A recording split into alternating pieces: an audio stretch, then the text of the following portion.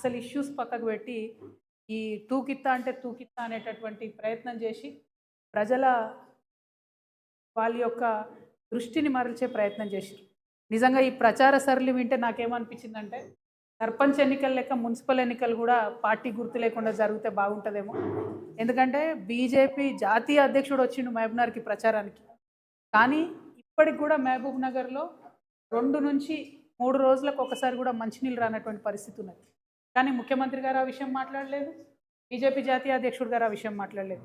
మహబూబ్ నగర్లో ఒక 30 ఏళ్ల కిందనే 3 సిటీ బస్సులు తిరిగేటి, ఊరంతా తిరిగేది, పొద్దంతా తిరిగేది, ఆటోలకు ఇబ్బంది లేకుండా మంచిగా ప్రజలు బస్సు ఎక్కి పబ్లిక్ ట్రాన్స్పోర్ట్ వాడుకునే పరిస్థితి ఉంది. ముఖ్యమంత్రి గారు ఆ విషయం ఎప్పుడు మాట్లాడరు. అట్లనే మహబూబ్నగర్లో ఉండే బస్ స్టాండ్ ఉంటుంది, అది మహబూబ్నగర్ అని కాదు నేను అనేది, ప్రతి మున్సిపాలిటీలో ప్రతి మున్సిపల్ కార్పొరేషన్లో కూడా బస్ స్టాండ్లు కూడా బాగలేవు.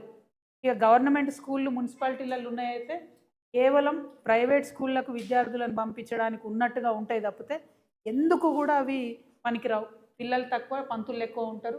చాలా విచిత్రమైన పరిస్థితి ఉంటుంది పట్టణాలలో ఉన్న గవర్నమెంట్ స్కూల్. అదేవిధంగా బస్తీ దవాఖానాలు, వాటి మీద నేనైతే ముఖ్యమంత్రి గారు మున్సిపల్ మంత్రి అయినప్పటి నుంచి ఇప్పటి వరకు కూడా ఎన్నడూ బస్తీ దవాఖానాల మీద రివ్యూ చేసిన పాపన పోలేదు, కనపడలేదు. దారుణంగా ఉన్నాయి బస్తీ దవాఖానాలు. కనీసం ఒక గోళీ కూడా లేనటువంటి పరిస్థితి, డాక్టర్లు లేనటువంటి పరిస్థితి ఉంది. ఆ ఇష్యూ మీద డిస్కషన్ జరగలేదు. అట్లనే అన్నిటికన్నా మేజర్ ఇష్యూ ఇవాళ డ్రైనేజ్ది. చెత్త గుట్టలు గుట్టలుగా చెత్త పేరుకపోయింది ప్రతి మున్సిపాలిటీలో, ప్రతి మున్సిపల్ కార్పొరేషన్లో. దాని గురించి మాట్లాడరు. మొన్న మేము ముఖ్యమంత్రి గారి సొంత జిల్లా ఆమన్గల్ పోతే పట్టణంలో చెత్త గుట్ట ఉన్నది. దాన్ని తీసేయమని ఆ ఎమ్మెల్యే గారు రిక్వెస్ట్ చేస్తున్నారు, మాలాంటి వాళ్ళం రిక్వెస్ట్ చేసినాం. ఇంతవరకు కనీసం పట్టణంలో పట్టింపు లేనటువంటి పరిస్థితి ఉంది. అంటే అసలు అంశాలన్నీ పక్కకు పెట్టి మరి కేవలం ఎన్నికల్లో పార్టీలను తిట్టుకోవడం, వ్యక్తులను తిట్టుకోవడం ప్రచారాలు జరిగినాయి. అన్నిటికన్నా ఎక్కువ మున్సిపాలిటీలలో రిటైర్డ్ ఎంప్లాయీస్ చాలామంది ఉంటారు. మనం కరీంనగర్లో మొన్న చూసినాం, రిటైర్డ్ ఎంప్లాయీ ఒకరు బోర్డు పెట్టారు, మమ్మల్ని నాయకులు ఓట్లు అడగకండి, మాకు ఇంతవరకు రిటైర్మెంట్ బెనిఫిట్లు రాలేదు అని. నిజంగా పట్టణాలలో ఉండే బుద్ధిజీవులను నేను అప్పీల్ చేస్తూ ఉన్నాను, దయచేసి మంచి వాళ్ళని ఎన్నుకోండి. ఈ పార్టీ ఆ పార్టీ అని కాదు, వస్తే హంగ్ వస్తుంది మున్సిపాలిటీ, ఇబ్బంది ఏం లేదు. ఎందుకంటే మున్సిపాలిటీలో ఒక దగ్గర బీజేపీ బీఆర్ఎస్ దోతి చేస్తున్నారు, ఒక దగ్గర బీజేపీ కాంగ్రెస్ కలిసి ప్యానెల్ చేస్తున్నారు, రకరకాల అరేంజ్మెంట్స్లో ప్యానెల్స్ అవుతున్నాయి, నష్టమేం లేదు. మంచి వాళ్ళని ఎన్నుకోండి దయచేసి. అవకాశం ఉన్న కాడ మా సింహం గుర్తు మీద నిలబడ్డోళ్ళకు అక్కడ కూడా ఓట్లేయండి. ఎందుకంటే మున్సిపల్ ఎన్నికలు అంటే లోకల్ ఇష్యూస్ మీద డిస్కషన్ జరగాలి, లోకల్ పని చేసే వాళ్ళు కావాలి. కాబట్టి నేను మిమ్మల్ని అప్పీల్ చేస్తూ ఉన్నాను. విచిత్రమైన విషయం ఏంటంటే కాంగ్రెస్ ప్రభుత్వం వచ్చినప్పటి నుంచి ఇప్పటి వరకు ఇన్ని మున్సిపాలిటీలు ఉంటే, ఇప్పుడు ఎన్నికలకు పోతున్నాయి 116 మున్సిపాలిటీలు, 7 కార్పొరేషన్లు ఉంటే కేవలం ఒకే ఒక్క మున్సిపాలిటీకి అండర్ గ్రౌండ్ నిధులు మంజూరైనాయి. ఎస్ చేయండి, ఏ మున్సిపాలిటీ అయి ఉంటుంది అది? ముఖ్యమంత్రి గారికి గుంటనక్క గారికి ఉన్న సంబంధంతో కేవలం సిద్దిపేటకు మాత్రం అండర్ గ్రౌండ్ డ్రైనేజ్ మంజూరైంది. ఏందన్నట్టు ఇది? కాంగ్రెస్ ప్రభుత్వం ఉన్నా వారికే పనులు అవుతాయి, బీఆర్ఎస్ ప్రభుత్వం ఉన్నా వారికే పనులు అవుతాయి. చాలా వెరైటీగా ఉంది ఇది. నేను ప్రజలకు తెలవాలని చెప్తా ఉన్నా. సరే, సిద్దిపేటలో ఎన్నికలు లేవులే కానీ మంజూరు మాత్రం ఆ ఒకటే చోట అయింది. దీని సంగతి ఏందో, దీని ఆంతర్యం ఏందో మరి ముఖ్యమంత్రి గారే మనకు చెప్పాలి. ఇది పక్కన పెడితే మరి బడ్జెట్ సమావేశాలు రాబోతూ ఉన్నాయి ఫిబ్రవరి 26వ తారీఖు నుండి. ఈ బడ్జెట్ ఎందుకు ఇంపార్టెంట్ అంటే ఈ ఒక్క బడ్జెటే కాంగ్రెస్ ప్రభుత్వం ఇచ్చినటువంటి వాగ్దానాలను నిలుపుకునే అవకాశం ఉన్నటువంటి బడ్జెట్. ఒక గుణాత్మకమైనటువంటి మార్పు తెలంగాణ సమాజంలో తీసుకురావడానికి అవకాశం ఉన్నటువంటి బడ్జెట్. నెక్స్ట్ బడ్జెట్కి వచ్చేసరికి ఎన్నికల ప్రెషర్ ఉంటుంది, ఎన్నికల ఒత్తిడి ఉంటుంది. ఒకవేళ 2028 డిసెంబర్లో ఎన్నికలు ఉన్నా, 2029 మేలో ఎన్నికలు ఉన్నా తప్పకుండా ఒత్తిడి ప్రభుత్వం మీద ఉంటుంది. ఎలక్షన్ ఇయర్ బడ్జెట్ లాగా ఉంటుంది నెక్స్ట్ ఇయర్. కాబట్టి ఈ బడ్జెట్లో నేను కొన్ని డిమాండ్స్ చేయదలుచుకున్నాను గౌరవ ముఖ్యమంత్రి గారిని. ఎందుకంటే పోయిన సంవత్సరం వాళ్ళు పెట్టినటువంటి బడ్జెట్ చూస్తే మొత్తం ట్యాక్స్ రెవెన్యూ ఏదైతే ఉందో అది మన తెలంగాణ భూములు అమ్మడం ద్వారా 7,000 కోట్ల రూపాయలు సంపాదించుకున్నారు. సంపద సృష్టించడంలో మాత్రం అసలే దృష్టి పెడతలేరు. దానివల్ల ఏమవుతుందంటే రెవెన్యూ డెఫిసిట్ ఏదైతే ఉంటుందో అది బీభత్సంగా పెరుగుతుంది. -9,000 కోట్లకు వెళ్ళిపోయింది ఇప్పటి వరకు, డిసెంబర్ వరకు. ఇది అఫీషియల్గా ప్రభుత్వం ఇచ్చినటువంటి డాక్యుమెంట్.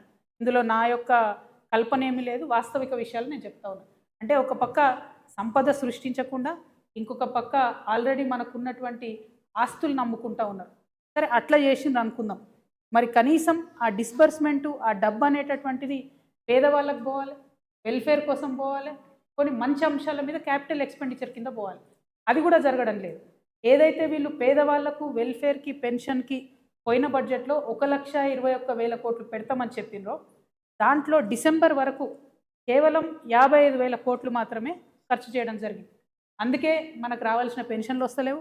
అందుకే మనకు రావాల్సిన ఇండ్లు వస్తలేవు. అందుకే జరగాల్సినటువంటి అభివృద్ధి పనులు కానీ, వెల్ఫేర్ పనులు కానీ జరగడం లేదు. అది కాకుండా ఏంటి, అప్పులు బీభత్సంగా అప్పులు తీసుకొస్తా ఉన్నారు. ఇంకో పక్క చాలా పెద్ద ఎత్తున, అంటే వాళ్ళ అంచనాలకు మించి 122% అప్పులు తీసుకురావడం జరిగింది. ఇవన్నీ ఒకటైతే కాంట్రాక్టర్లకు మాత్రం ఏదైతే అంచనాలు పెట్టుకున్నారో 36,000 కోట్లు పే చేయాలని, దాన్ని మించి 42,000 కోట్ల పైచిలకు కాంట్రాక్టర్లకు పే చేశారు. అంటే సంక్షేమ పథకాలకేమో తక్కువ పే చేస్తున్నారు, వాళ్ళ కమిషన్లు వచ్చేదానికి మాత్రం ఎక్కువ పే చేస్తూ ఉన్నారు. ఈ డాక్యుమెంట్ అంతా కూడా నేను కూడా మీకు ప్రెస్ మిత్రులతో పంచుకుంటా. అంటే లాస్ట్ సంవత్సరం వాళ్ళు చెప్పినటువంటి బడ్జెట్లో డిసెంబర్ వరకు 9 నెలలు లెక్కేసుకుంటే ఇంకొక క్వార్టర్ మిగిలింది అనుకుంటే, ఈ 9 నెలల్లో వాళ్ళు పేదవాళ్ళకు తగ్గిస్తున్నారు, పెద్దవాళ్ళకు డబ్బులు ఇస్తున్నారు, ఉన్న ఆస్తిని అమ్ముతున్నారు, కొత్త ఆస్తిని సృష్టిస్తలేరు. ఇటువంటి సందర్భంలో కూడా మరి వచ్చే బడ్జెట్, పోయినసారి బడ్జెట్ 3,04,000 కోట్లకు పెట్టిండ్రు. మరి ఈసారి బడ్జెట్ నేను అనుకోవడం ఇంకొక 25,000-30,000 కోట్లు పైచీలకు పెడతారేమో అని అనుకుంటున్నా. ఆ బడ్జెట్లో తెలంగాణ జాగృతి తరఫున మేము కొన్ని అంశాలను డిమాండ్ చేయదలుచుకున్నాం. ప్రధానంగా ఏంది అని అంటే, కామారెడ్డి డిక్లరేషన్లో ఏదైతే బీసీలకు సంవత్సరానికి 20,000 కోట్లు ఇస్తామని చెప్పారో, ఆ 20,000 కోట్లు ఖచ్చితంగా బడ్జెట్లో పెట్టాలనేటటువంటిది మా మొదటి డిమాండ్. రెండవ డిమాండు, ఇవాళ అవ్వాతాతలు కావచ్చు, ఆడబిడ్డలు కావచ్చు, వికలాంగులు కావచ్చు, మీరు పెన్షన్లు డబుల్ చేస్తామని ఏదైతే చెప్పారో దానికోసం ఎదురు చూస్తున్నటువంటి సందర్భం ఉంది. కాబట్టి ఖచ్చితంగా ఆ పెన్షన్లన్నిటికీ కలిపి 35,000 కోట్ల రూపాయలు బడ్జెట్లో పెట్టాలని చెప్పి మేము డిమాండ్ చేస్తూ ఉన్నాం.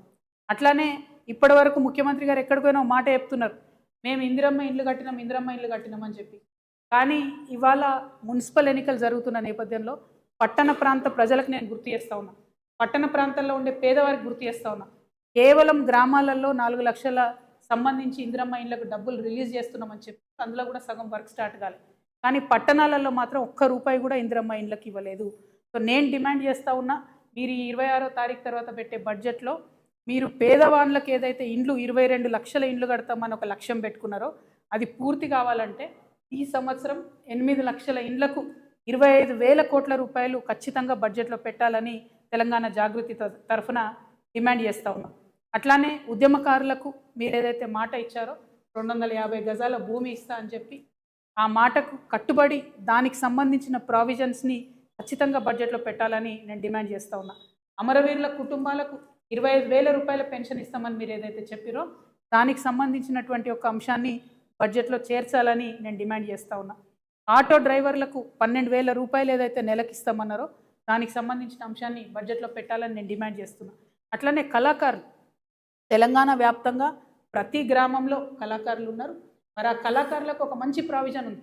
ఈ ప్రభుత్వం, రాష్ట్ర ప్రభుత్వం కళాకారులను గుర్తించి గుర్తింపు కార్డు ఇచ్చి 500 రూపాయలు ఇస్తే చాలు. కేంద్ర ప్రభుత్వం నుంచి 5,500 రూపాయలు వచ్చే పథకం ఉన్నది. దాన్ని అడ్వాంటేజ్ తీసుకొని రాష్ట్ర ప్రభుత్వం తక్షణమే కళాకారులకు గుర్తించి దానికి సంబంధించిన ప్రావిజన్ని బడ్జెట్లో పెట్టాలని నేను డిమాండ్ చేస్తూ ఉన్నాను. అట్లానే చేవెళ్ళ SC/ST డిక్లరేషన్ ఉంది, దానికి సంబంధించి SC/STలకు సంబంధించి బడ్జెట్లో ప్రావిజన్ పెట్టాలని చెప్పి నేను డిమాండ్ చేస్తున్నా. వరంగల్లో రైతు డిక్లరేషన్ ఉంది, దాని ప్రకారం మరి రైతులకు ఏదైతే మినిమం సపోర్ట్ ప్రైస్ పెంచడము, బోనస్కి సంబంధించిన అంశాలు అవి ఖచ్చితంగా మనము ఇవాళ బడ్జెట్లో పెట్టాలని చెప్పి నేను డిమాండ్ చేస్తూ ఉన్నా. రైతులకు సంబంధించి ఒక మాట దయచేసి మనందరం కూడా అర్థం చేసుకోవాలి. రైతులకు ఇస్తాం మేము రైతు భరోసా, రైతులతో పాటు కౌలు రైతులకు ఇస్తాం మేము రైతు భరోసా అని చెప్పి మాట ఇచ్చారు. ఇంతవరకు అది పూర్తి చేస్తలేదు. రైతులకు కౌలు రైతులకు కలిపి పెట్టాలంటే 25,000 కోట్ల రూపాయలు సపరేట్ హెడ్ కింద పెట్టాలనేది నేను డిమాండ్ చేస్తూ ఉన్నా. రైతు కూలీలకు ఏదైతే సంవత్సరానికి 12,000 రూపాయలు ఇస్తామన్నారో దానికి 10,000 కోట్లు అవుతుంది, అది కూడా బడ్జెట్లో పెట్టాలని నేను డిమాండ్ చేస్తున్నా. అన్నిటికన్నా మించి ఏంటంటే ఇవాళ ఆల్రెడీ ఫిబ్రవరి, యాసంగికి సంబంధించి ఇంతవరకు రైతు భరోసా రాలేదు. తక్షణమే రైతు భరోసా నిధులు విడుదల చేయాలని నేను ప్రభుత్వాన్ని డిమాండ్ చేస్తున్నా. మరి ఈ సందర్భంగా ఒక మాట ప్రజలందరికీ గుర్తు చేయాలి. నిన్న మొన్న రేవంత్ రెడ్డి గారు చాలా దగ్గర సభలలో ఒక మాట చెప్పారు, మేము రైతు రుణమాఫీ 100కు 100% చేసినామని చెప్పారు. చేయలే. మీరేం చేసిండ్రు? మొదలు మీ అంతటా మీరే ప్రభుత్వం నుంచి 44,000 కోట్లు అయితే రైతు రుణమాఫీ అవుతుందని చెప్పారు. కానీ చేసింది ఎంత 21,000 కోట్ల. కానీ క్యాబినెట్ డెసిషన్ చేసింది ఎంత 28,000 crores. అంటే 28,000 కోట్లు రైతు రుణమాఫీ చేయాలని క్యాబినెట్ చెప్తే మీరు చేసింది 21 కోట్లు. పైగా ముఖ్యమంత్రి గారు ఏమాత్రం మొహమాటం లేకుండా నేను 100% రుణమాఫీ చేసిన అంటారు. నేను ముఖ్యమంత్రి గారికి ఛాలెంజ్ విసురుతా ఉన్నా, మీ మహబూబ్ నగర్ పోదామా, మా నిజామాబాద్ వస్తారా, లేకపోతే హైదరాబాద్లో సెక్రటేరియట్కి మమ్మల్ని రమ్మంటారా? జాగృతి వల్ల వస్తాం, రుణమాఫీ కానీ రైతులందరినీ తీసుకొని వస్తాం. ఖచ్చితంగా మీరు 50% మంది రైతులకు రుణమాఫీ చేయలేదు. ప్రతి జిల్లాలో ప్రతి చోట ఎక్కడికి పోయినా రైతులు బాధపడతా ఉన్నారు. నిజంగా మీకు చిత్తశుద్ధి ఉంటే ఆ ఏదైతే మిగతా 50% మందికి రుణమాఫీ కాలేదో ఈ బడ్జెట్లో పెట్టి రుణమాఫీ చేయండి. ఎగ్గొట్టకండి దయచేసి రైతులకు. రైతన్నలు ఇబ్బందిలో ఉన్నారు. ఇప్పటికే మీరు యూరియా కూడా ఇవ్వలేని పరిస్థితులలో, మేనేజ్ చేయలేని పరిస్థితుల్లో రైతులు ఇబ్బంది పెడుతున్నారు. ఇది కరెక్ట్ కాదు. ముఖ్యమంత్రి గారు నిజాలు చెప్పండి ఇప్పటికన్నా అని చెప్పి మేము వారికి హెచ్చరిక చేస్తూ ఉన్నాం. అదేవిధంగా విద్యార్థులకు సంబంధించి ఫీ రియంబర్స్మెంట్ 11,000 కోట్లు బకాయిలు ఉన్నాయి. నేను పదే పదే చెప్తూ వచ్చిన, ఈ ఫీ రియంబర్స్మెంట్ డబ్బులు ఇవ్వకపోతే అందరికన్నా ఎక్కువ బాధపడేది మా ఆడబిడ్డలు. ఆడపిల్లలు చదువు అనిపించి ఇంట్లో కూర్చోబెట్టారు. కాబట్టి రిక్వెస్ట్ చేస్తూ ఉన్నాం, మేము రాష్ట్ర ప్రభుత్వాన్ని డిమాండ్ చేస్తూ ఉన్నాం, 11,000 కోట్లు వన్ టైం మీరు ఫీ రియంబర్స్మెంట్ ఇవ్వండి. ఇచ్చి తర్వాత మంత్లీ ఇస్తారా, క్వార్టర్లీ ఇస్తారా, ఒక క్యాలెండర్ ఇవ్వండి. కానీ ఇవ్వండి, ఇబ్బంది అవుతుంది విద్యార్థులకు. చిన్న విద్యా సంస్థలు మూతపడిపోతున్న పరిస్థితి ఉంది. కాబట్టి 11,000 కోట్లు ఫీ రియంబర్స్మెంట్ ఇవ్వాలని చెప్పి నేను డిమాండ్ చేస్తూ ఉన్నా. ఈ ఆర్టీసీ కార్మికులకు సంబంధించి మళ్ళీ ముఖ్యమంత్రి గారి అబద్ధం చెప్పారు, 50,000 మంది కార్మికులు ఉన్నారని చెప్పారు. దారుణం ఏంటంటే తెలంగాణ రాకముందు 52,000 మంది కార్మికులు ఆర్టీసీలో ఉంటే 10 ఏళ్ళ బీఆర్ఎస్ 2 ఏళ్ళ కాంగ్రెస్ కలిసి ఇప్పుడు అది 32,000 మందికి వచ్చింది. అంటే 20,000 మందిని ఫోర్స్ చేసి ఉద్యోగాలు మాన్పించారు ఆర్టీసీ వాళ్ళను. బీఆర్ఎస్ ఇచ్చిర్రు, రకరకాల ఇబ్బందులు ఇచ్చిర్రు. 10 రూపాయలు టికెట్ కొట్టకపోతే కండక్టర్లు తీసేసినటువంటి పరిస్థితులు చాలా ఉన్నాయి. ఇప్పుడు ఉన్నటువంటి పరిస్థితుల్లో మొన్న జగిత్యాల్లో ఒక ఎగ్జాంపుల్ జరిగింది. ఒక బస్సులో 170 మంది ఎక్కిరు, ఫ్రీ బస్సు పెట్టి. వెనుక 2 టైర్లు ఊడిపోయినాయి. దేవుడి దయ వల్ల ఏం పెద్ద ప్రమాదం జరగలేదు. కానీ కండక్టర్ సస్పెండ్ చేస్తారు ఇట్లాంటి ఇన్సిడెంట్స్. ఏం చేస్తాడు కండక్టరు, డ్రైవరు? మీకుండాల చిత్తశుద్ధి. ఆర్టీసీని దయచేసి రాష్ట్ర ప్రభుత్వంలో విలీనం చేయాలి, ఆ ప్రక్రియను ప్రారంభించాలి. ఎట్ ద సేమ్ టైం మీరు ఏదైతే ఎలక్ట్రిక్ బస్సులు పెడతామంటున్నారో ఆలోచన మంచిదే, కానీ ఆ పెట్టే ప్రతి ఎలక్ట్రిక్ బస్సులో మా ఆర్టీసీ అన్ననే డ్రైవర్గా ఉండాలి, ప్రైవేట్ వాళ్ళు ఉండడానికి వీలు లేదు. ఆ విషయాన్ని పాటించకుండా ప్రభుత్వం ఆర్టీసీకి ద్రోహం చేస్తున్నది. కండక్టర్లను, డ్రైవర్లను ప్రైవేట్ వాళ్ళని పెడుతున్నది. అది కరెక్ట్ కాదు. ఖచ్చితంగా ఆర్టీసీని విలీనం చేయాలి, కార్మికుల యొక్క ఉపాధిని కాపాడాలని చెప్పి నేను ముఖ్యమంత్రి గారికి డిమాండ్ చేస్తూ ఆర్టీసీ విలీన ప్రక్రియలను ఇప్పటి బడ్జెట్లో ప్రస్తావించాలని చెప్పి నేను డిమాండ్ చేస్తూ ఉన్నాను. అదేవిధంగా మహిళలకు ఏదైతే 2,500 ఇస్తామన్నారో దానికి సంబంధించి ఇంతవరకు ఊసిలేదు. మా ఆడబిడ్డలకు ఏదైతే స్కూటీ ఇస్తామన్నారో దానికి సంబంధించి ఇంతవరకు ఊసిలేదు. అదేవిధంగా మన తులం బంగారం ఏదైతే ఆడబిడ్డలకు ఇస్తామన్నారో దానికి సంబంధించి ఊసిలేదు. కాబట్టి ఈ బడ్జెట్లో మా ఆడబిడ్డలకు మీరు ప్రామిస్ చేసినటువంటి 2,500 స్కూటీ, తులం బంగారం వీటికి సంబంధించిన ప్రావిజన్ పెట్టాలని నేను డిమాండ్ చేస్తూ ఉన్నాను.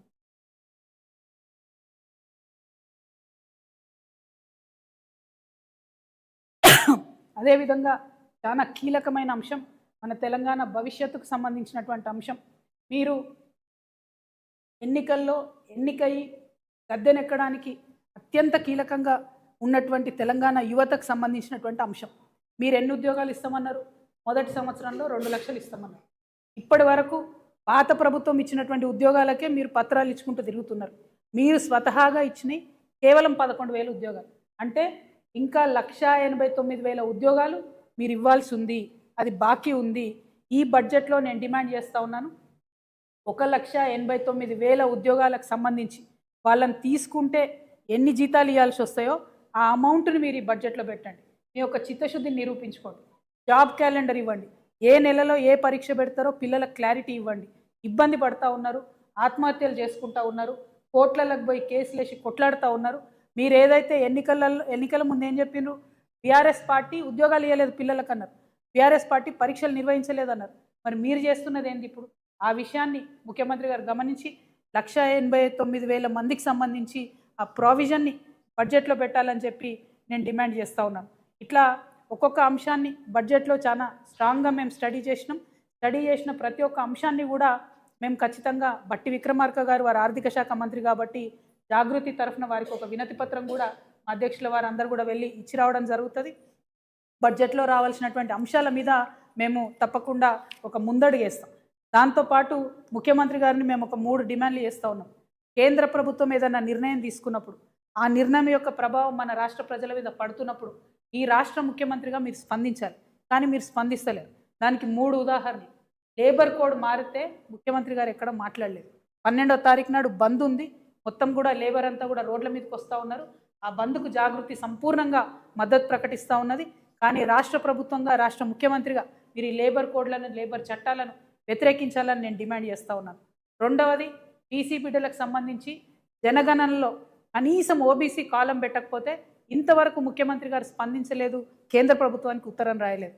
ఎందుకంత చిన్న చూపు అంటే 42% బిల్లులు పెడుతున్నామని మోసం చేసిరు. ఒక్కసారి కూడా అఖిలపక్షాన్ని మోడీ గారి దగ్గర తీసుకుపోలేదు. ఇప్పుడు ఓబీసీ కాలం లేకున్నా కూడా కనీసం మీరు మాట్లాడతలేరంటే మీరు కేంద్రానికి సహకరిస్తున్నారని బీసీ బిడ్డలు అనుకోవాల్సి వస్తుంది.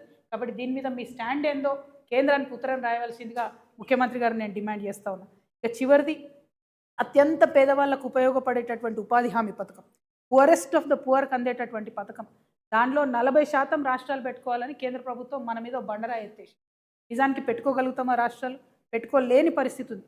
అయినా ముఖ్యమంత్రి గారి కార్యాలయం నుంచి ఒక్క ఉత్తరం కూడా ఎందుకు రాయలేదు? ఎన్ఆర్ఈజీఎస్ పేరు మార్పు మీద మాట్లాడుతున్నారు తప్పితే ఎన్ఆర్ఈజీఎస్ 40% రాష్ట్రం పెట్టుకోవాల్సి వస్తే ఎంత నష్టం జరుగుతుందన్న విషయం గురించి మీరు ఎందుకు మాట్లాడతలేరని ముఖ్యమంత్రి గారు నేను ప్రశ్నిస్తూ, మరి అంశాలన్నీ కూడా మేము చెప్పిన అంశాలన్నీ కూడా బడ్జెట్లో వచ్చే విధంగా, ఇదే మీకు last full budget, next budget election budget అవుతుంది కాబట్టి దీంట్లో మీరు ఇచ్చినటువంటి మాటలన్నీ కూడా నిలబెట్టుకునే విధంగా ప్రవర్తించాలని చెప్పి డిమాండ్ చేస్తూ ఉన్నాము. Thank you. జై తెలంగాణ, జై జాగృతి. మీటింగ్ ఏమక్కర్లేదు, మనం ఆల్రెడీ అనౌన్స్ చేసినాం కదా, మళ్ళీ చెప్పాలా? 12వ తారీఖు నాడు చెప్పిన 12వ తారీఖు నాడు ఒక పక్క లేబర్ కోడ్కి సంబంధించి అందరూ ప్రొటెస్ట్ చేస్తూ ఉన్నారు. దానికి జాగృతి పక్షాన కూడా మేము ఆ ర్యాలీలలో హాజరవుతాం, అన్ని చోట్లకు కూడా వెళ్తాం. కాకపోతే అదే రోజు మేము ఉద్యమకారులకు సంబంధించి ఆత్మగౌరవ సభ పెట్టుకోవడం జరిగింది ఆర్టీసీ కళ్యాణ మండపం. దానికి